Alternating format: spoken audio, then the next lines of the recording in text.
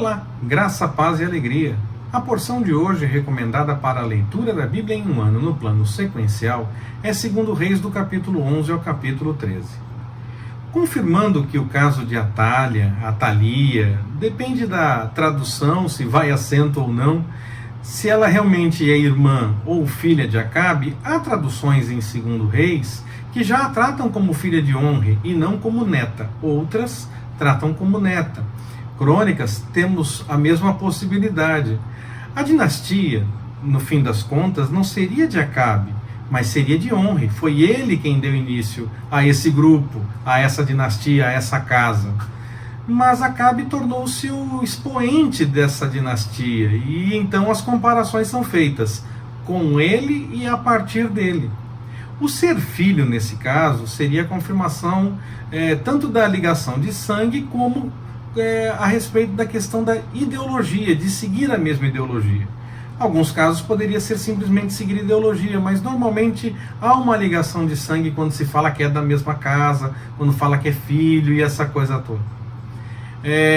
Acabe tinha mais destaque, então a ideia era dizer que seria seu filho aquele que seguia as suas ideias, ainda que não fosse necessariamente por conta do nascimento, mesmo na verdade, levando-se em conta, sim, que tivesse ligação de sangue.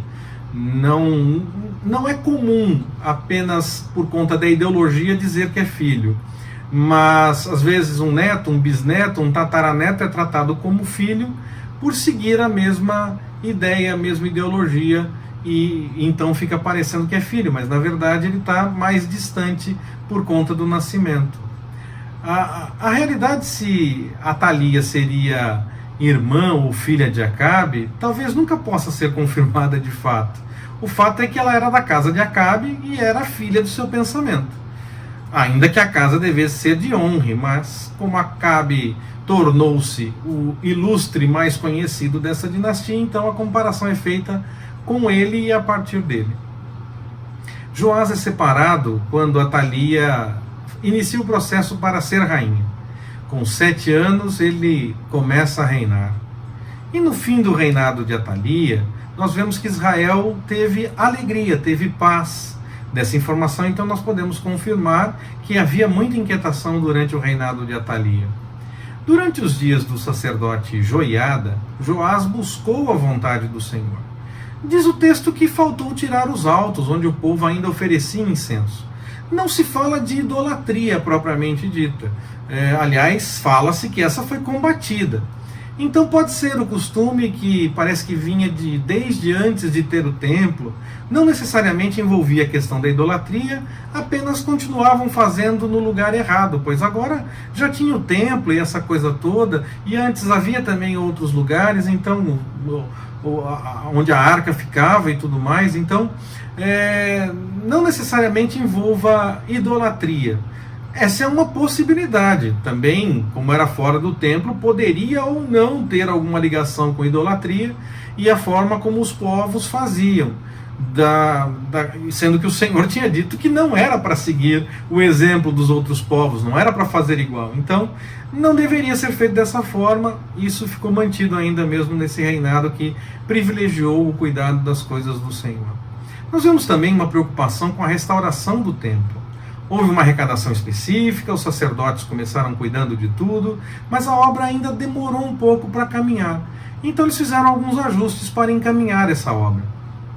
Não se fala de desvio do que foi arrecadado, apenas que não fizeram o que deveria ser feito, demoraram a agir.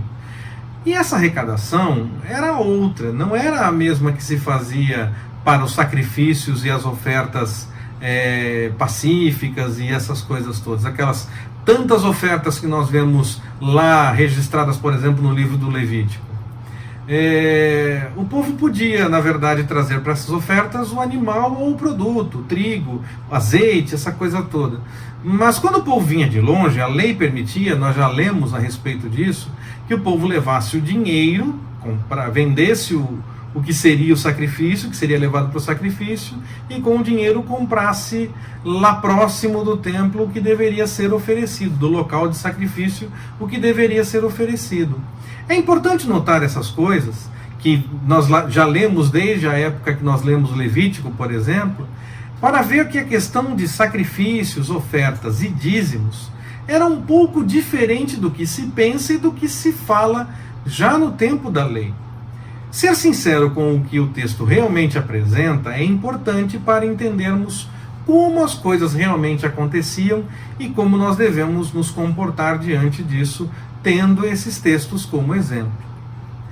A morte de Eliseu se aproxima, e o que ele disse quando Elias foi levado, agora é dito para ele: meu pai, carro de Israel e seus cavaleiros.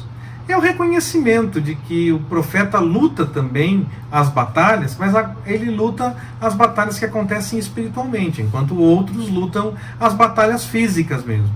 Ele é tão importante na batalha espiritual quanto aquele que vai para a linha de frente. A questão de ferir a terra mostraria a ousadia e a gana para a batalha. Por isso Eliseu entende que o rei precisava ter feito um pouco mais, deveria ter feito com mais ousadia, com mais gana, para ter a vitória definitiva. Como não foi assim, ele teve vitória, mas não foi definitiva, não seria definitiva. Nós precisamos ter ousadia e gana, força mesmo, para realizar a vontade do Senhor, não para apenas declarar o que nós queremos ou achamos bom, mas para fazer e declarar a vontade do Senhor. E o texto nos revela que até depois de morto nós temos milagres atribuídos a Eliseu. Quando nós vivemos como o Senhor nos chama a viver, declarando o que Ele revela e fazendo o que Ele quer, podemos sim ver muitas coisas acontecendo, pois o Senhor pode entender que deve agir e assim Ele fará. Ele não fará quando nós quisermos, mas quando Ele quiser.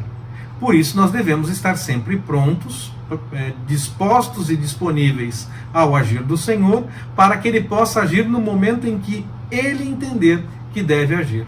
E aí nós veremos coisas grandiosas acontecendo. Que o Senhor nos abençoe.